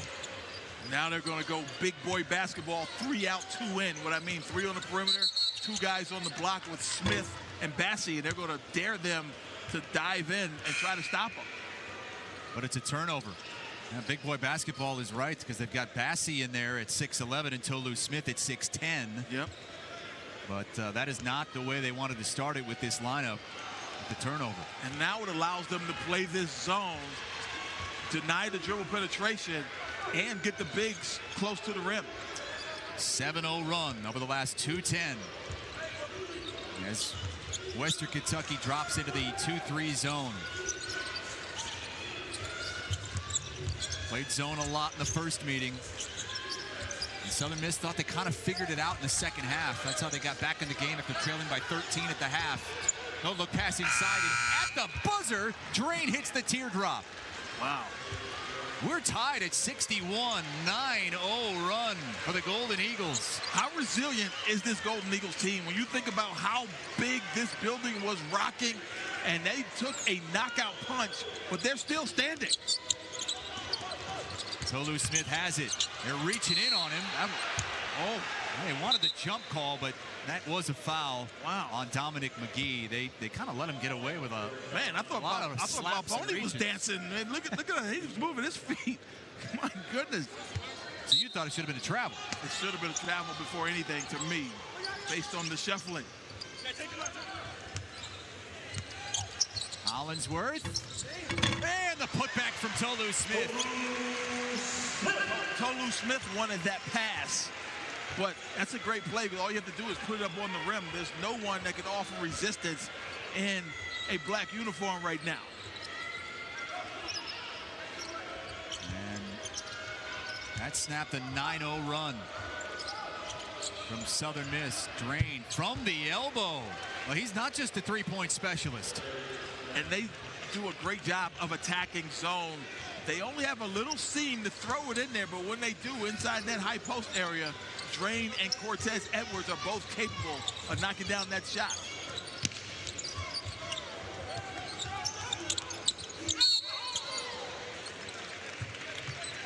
It's like we're going to get away from the ball foul going on Dominic McGee. That's the second foul he's picked up in the last minute or so, his 3rd for the game. And Griffin, Drain, and McGee have been carrying the load all in double figures. Griffin 9 of 12 from the field. Edwards quiet. Another dunk from Smith.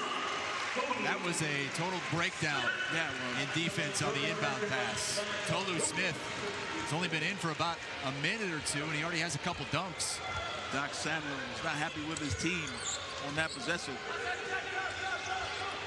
They're trying to figure out this zone. Drain in the middle of it again. Airballed it. Western Kentucky ball. And that time, the difference is Charles Bassey stepped out and contested that shot and made it difficult. And watch this here. This is just miscommunication. And honestly, they were talking, but 2 guys went to the wrong guy. And that happens sometimes. Even when you're trying, with all that motion and activity, it's hard to guard underneath your own defensive basket, which is why most teams go 2-3 zone in that play. And Smith with it now. Cross court, it's Jake Omer. Got it blocked.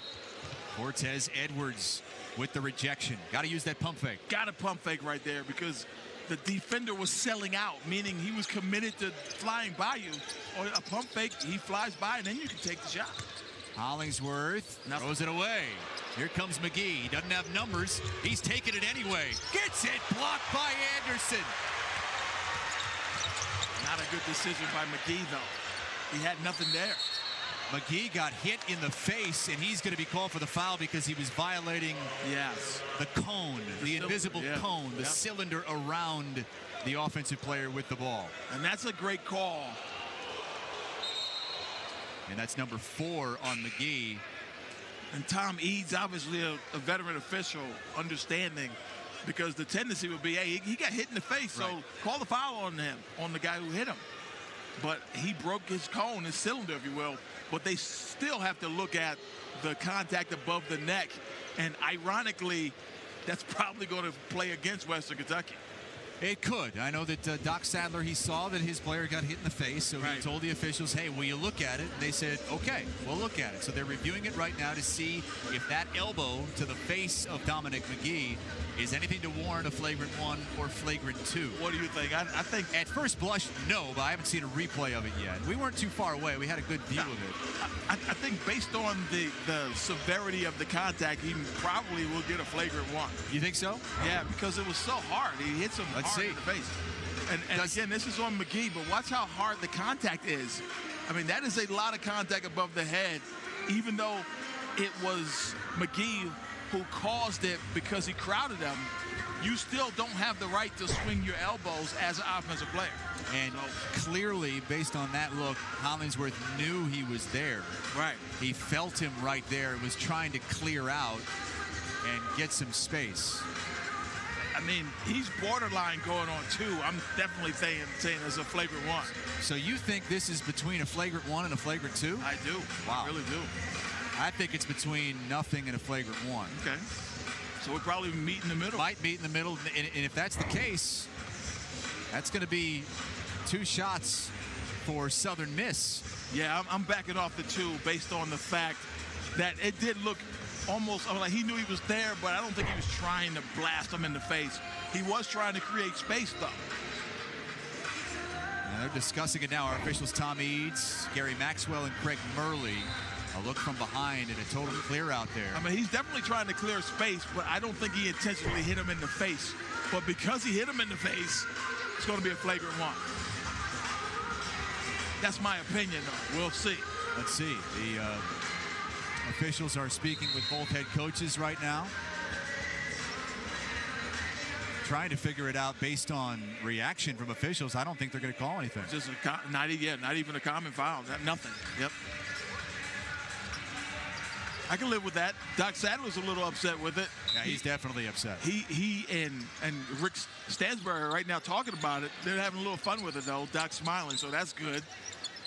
Yeah, they're laughing. In a tight game with under 5 minutes to go, Western Kentucky by 2 with the ball. Bassi tried to find Anderson, does. I'm not sure how that ball eventually got to Anderson, but he's going to get 2 free throws. This game, to me, is a microcosm of how the season has gone for Conference USA play in general. I mean, there's no telling who's going to win any of these games, and that's why I said next week in Frisco, am I taking the field or Old Dominion? I have to take the field because there's just such a fine line between winning and losing here. No question. I would take the field in that case as well. Now, would you take Western Kentucky and Marshall or the field? If it's Western Kentucky and Marshall, you get and the field. The 2 favorites to begin the season. Right. Wow. Now that's a little tougher because now you give me 2 teams. You give me 2 that are, whether they make it all the way or not, they're going to be a tough out. Whoever beats them will have to play a very good basketball game. So, yeah, I might even take one of those 2. You know, earlier I said I think one of the top 4 teams will probably win the conference tournament, but the way Marshall plays, they're certainly a wild card. Free throws coming for Southern Miss as Gabe Watson gets to the line. He's one of the several Golden Eagle players who have played a bigger role than we thought coming in. Now, there was talk that they would go deeper into the bench, but Watson has 6 points, came into this game only averaging 4, played just 1 minute last game. And you also have a guy like Dominic McGee, who has 10 points in this game. 1 point game again. You know, Western has played a couple of guys. Jun is one of them. Nelson played not even quite a minute. But you're still having guys playing a bunch of minutes. Anderson is 34, Hollingsworth at 34. And counting. Good ball movement. Anderson cutting baseline. How did he do it? Josh Anderson, creativity at its finest. Lead back up to 3. And again, it's not just his athleticism. He's skilled when he gets to the rim. Yeah, his control is something else. I wasn't even sure he'd be able to get that ball underneath the rim and back up on the backboard to spin it back around. Watson out to drain for the tie. Hilltoppers dodged a bullet there. They find each other, though, don't they?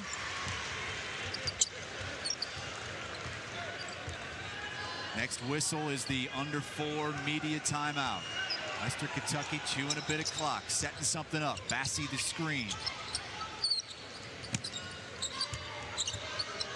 Going man-to-man, but they're switching, so now you got a mismatch with Smith in the post, but they don't see it. Well, Smith doesn't stay there. Shot clock winding down. Hollingsworth rattles it home.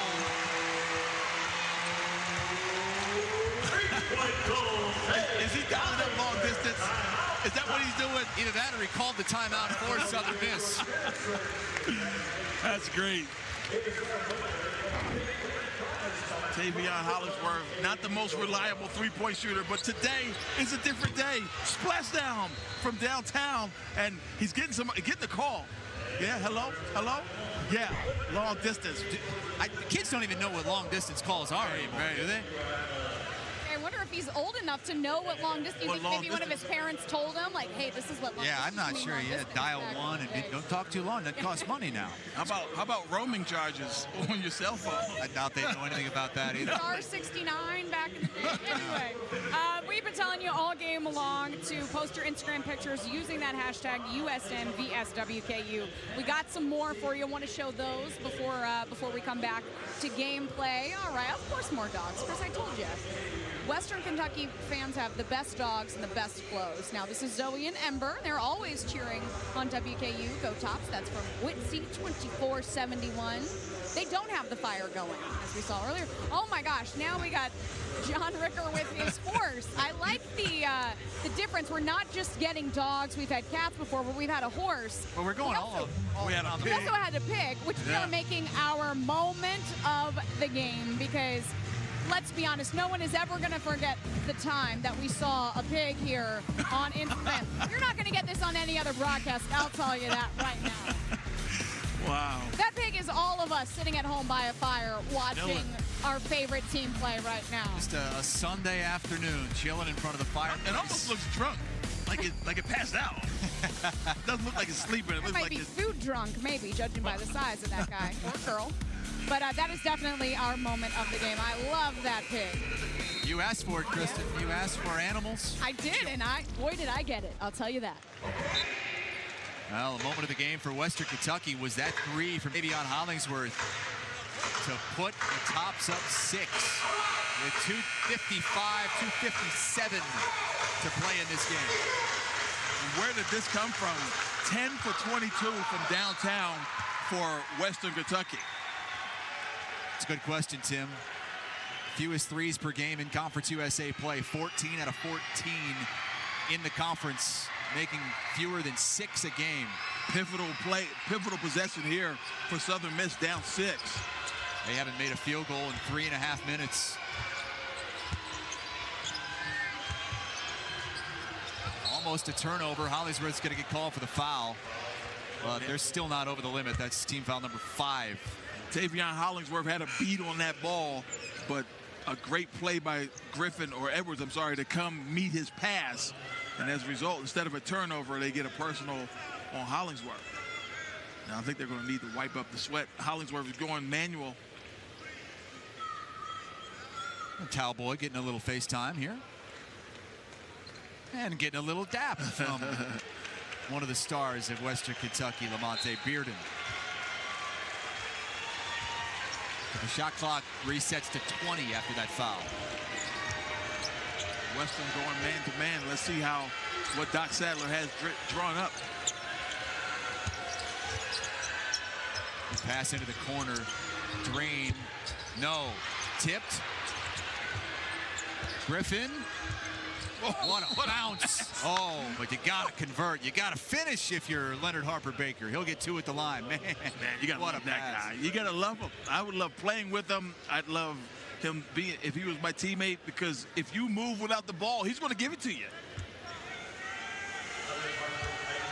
Should have had an assist there if Harper Baker could have converted. It would have been a potential three-point play. You get one more free throw for Doc Sadler.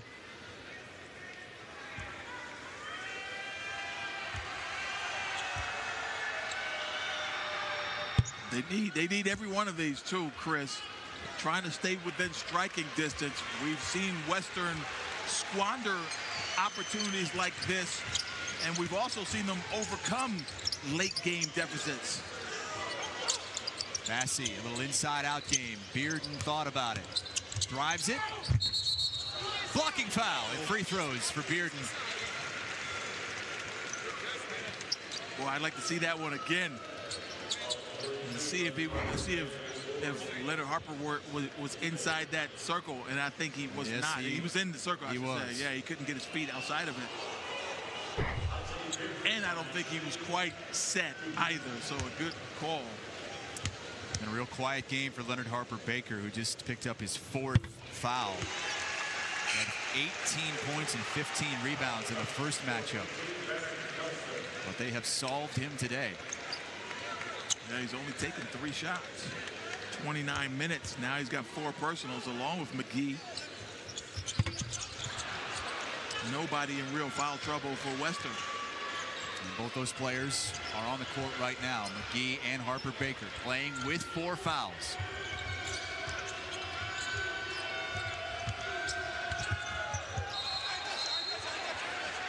It's going to stay with Southern Miss. Fans don't like that. They thought it was a turnover. It is under 2 minutes, so you can look at it. Rick Stansbury was already at midcourt at the monitor. He was ready to grab the monitor and bring it out onto the court. He's moving pretty good with that bad back, huh, Coach Stansbury? Yes, he is. Had surgery back on February the 15th. Missed 4 games with a back issue. Was having shooting pain down the leg. Yeah.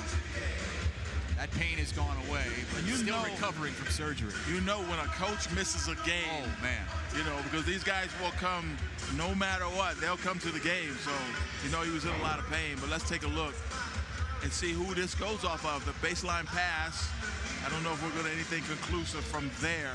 Yeah, it looked like it could have hit Bassey. Yeah, and I think it probably did. But the question is, did anybody touch it after that? Let's take a look at 23 Bassey. He gets his fingers on that. It changes direction. And the question is, does anybody else touch it? I don't think so. And the answer is certainly no one from Southern Miss, because Griffin let it go, and Edwards wasn't close enough to it. So it'll stay with Southern Miss. A good call initially on the court. Good job by the officials going to the monitor and not taking very long to figure out that that was the right call. And that's not always a given, is it? No, sir. So Southern Miss down by 5. 15 seconds on the shot clock. 1:40 to go in the game. Griffin. The drain.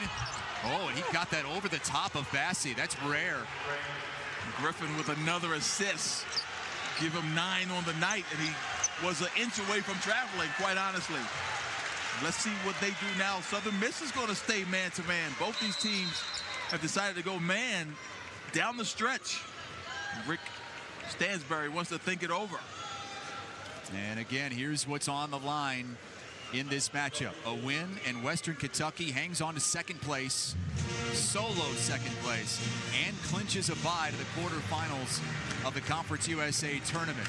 A Southern Miss win would put them in position for a 2 seed with 1 week to go. They want to let you know that our last Conference USA regular season game is next Saturday as Marshall hosts FAU. That is Pod 2 action. You can catch the game at noon on Stadium, the only 24/7 network available on both television and digital devices without a subscription. Stadium, welcome to the game. And I believe that'll be senior day at Marshall as well. Yeah, and I'll be in the house for that one. I think our producer, director, John Claybrook will also be there. See what Stansbury drew up. Oh, it was a pass inside to Bassey, but it was deflected. Southern Miss knew it was coming. And now with 1:04 to go, Doc Sadler calls a timeout. His last timeout. And Southern Miss will have a chance to tie this game with a 3 if they want it. Man, they left the door open, Chris. They left it open. I mean, and this has been what has plagued Western Kentucky all year long. The inability to close games.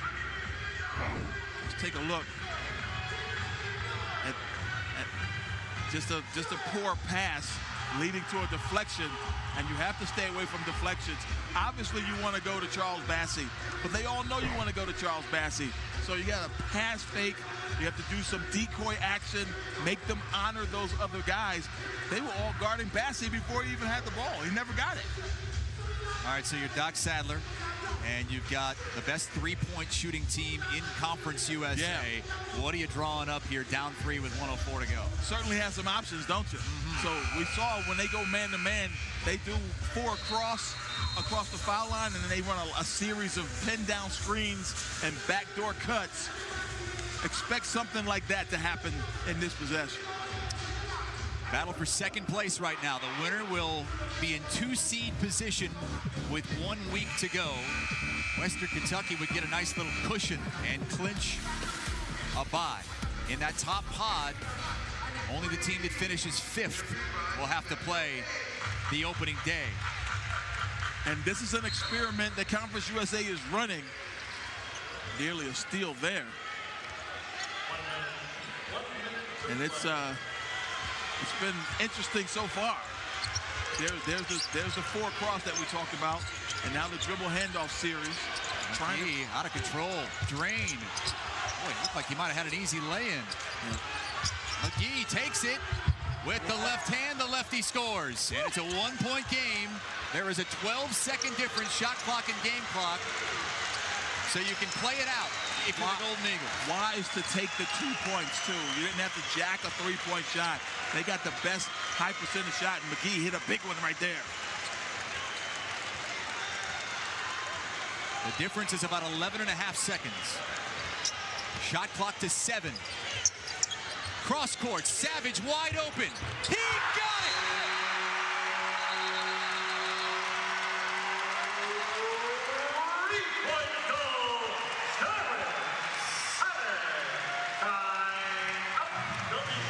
Jared Savage with the biggest shot of the night. He's a Bowling Green native, and he is happy to be home, a transfer.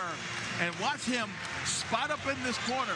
First the ball screen, and they have to honor the dive. And as a result, the guy that would have been guarding him is guarding Bassey. Great skip pass, great recognition, and who better to knock down the biggest shot than the native of Bowling Green. And how about that pass? You mentioned it. What a pass by Lamonte Bearden.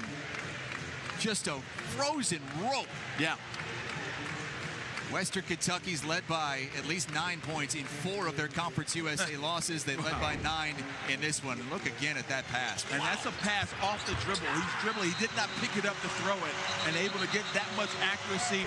And it had to be delivered on point like that. Otherwise, the closeout gets there, and it discourages the shot or makes the shot tougher. It's easy to lose sight when you're watching a game from a high camera like that as to how hard that really is. I mean, he makes it look easy. That is not an easy pass at all. That's what makes Bearden one of the best players in the country. It's hard to pass while you're dribbling. Most people have to pick the ball up with 2 hands and then throw it. he, in mid-dribble, was able to deliver that package right where it needed to be, and Jared Savage with a huge shot. So if you're Southern Miss, 14 seconds to go, you don't necessarily need a three. You get a bucket and get a foul, and it'll be 1-and-1 for Western Kentucky. There's a turnover. Anderson steals it. Ahead to Bearden. The bounce. Merrick Nelson is fouled. And it looks like Western Kentucky is going to escape. He put a stranglehold on second place in the conference. Great job deploying that 1-3-1. They hadn't done it all game, and they do it at the biggest possession of the game. Merrick Nelson was at the front of it, who hasn't played much tonight, but he has a chance for some game-sealing free throws here. With 7.1 left, they thought he was out for the season. His last game was back in mid-January. Yep, back issue. They told us today he was going to dress. They weren't sure if he was going to play, but he was going to dress. And he's seen some meaningful minutes. 1 of 2, but now they just need to not foul. Half-court heave, no good. And that's it. Western Kentucky winning for the 7th time in 9 games for Rick Stansbury. A hard-fought 76-71 win over Southern Miss. But give Doc Sadler's team a lot of credit. Southern Miss came in here and gave Western all they wanted, but in the end, Western shot the ball better than they normally do, and as a result, they're able to hang on and really kind of lock in that second seed going into Conference USA tournament down in Frisco in about a week and a half. The win clinches a bye, so they won't have to play till the quarterfinals. And they will not be a team you want to play. Rick Stansbury having some words with Mr. Griffin, who had a fantastic game, 21 points, 9 assists. He's a terrific player, though. Oh, man, he's fun to watch. And momentarily, Kristen Balboni will be tracking down Rick Stansbury, and I hear she has just done that. Kristen? All right, Coach, I just heard you tell Tavion, great job, and what a great win for your team. I want to go back to about 20 seconds left. It was a 1-point game, and then Lamonte Bearden gets it into Jared Savage for that huge three. Talk me through that play. Well, we put him in a center ball screen, you know, and he's pretty good in those. If he can't get to the hole, there's 2 shooters on each side. Tavion's on ball side, and Jared's on weak side. Hey, listen, this game ain't real complicated. Made a great pass. We made a shot. You know, this game's not real complicated. A lot of games are won and lost, but just guys making shots, and Jared jumped up and made a shot. And so did this guy right here, 21 points in this game. What can you say about the game that he and a bunch of other of his teammates had tonight? Well, he's really playing well for us, and when he plays like this, you know, it helps our team so much. And again, he got us going in the second half, scoring all different ways. Getting to the rim, mid-range game, got his 3-point shot going. Again, when he plays like that, it helps us so much because we haven't shot the ball consistently well, and it takes a little pressure off for Payne on the inside of Charles. You mentioned his 3-point game. So, Tavion, we have to ask you about this because this was a hot-button topic. You hit one big three there in the second half. We're showing it right now. You're our player of the game. You hit one big three in the second half, and then you did one of these, which we were guessing, was that a long distance? Was that a phone call? What was that? You know, I'll just be out there trying to tell my people to call me. Probably thinking about that too, don't it? It went in, so. Absolutely, guys. Congratulations on such a great win. I'll let you go enjoy it. Thank you, Kristen, and thanks to Coach and Tavion.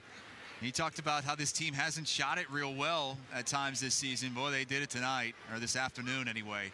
48% from the floor, 48% from 3-point range. They were 11 of 23 from deep.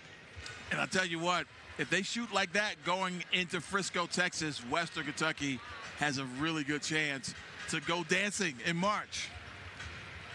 And they'll likely be the 2 seed if they can hold court at home on Wednesday against UTSA. They'll clinch the 2 seed in the tournament opposite 1 seed, Old Dominion. Thanks for joining us this afternoon on Facebook for our Conference USA commercial-free basketball.